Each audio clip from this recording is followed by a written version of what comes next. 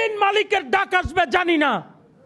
এই ভাই হয়তো ৭১-এর সময় পাইছে, আমি কালকে ৪১ সময় না পেতে পারি।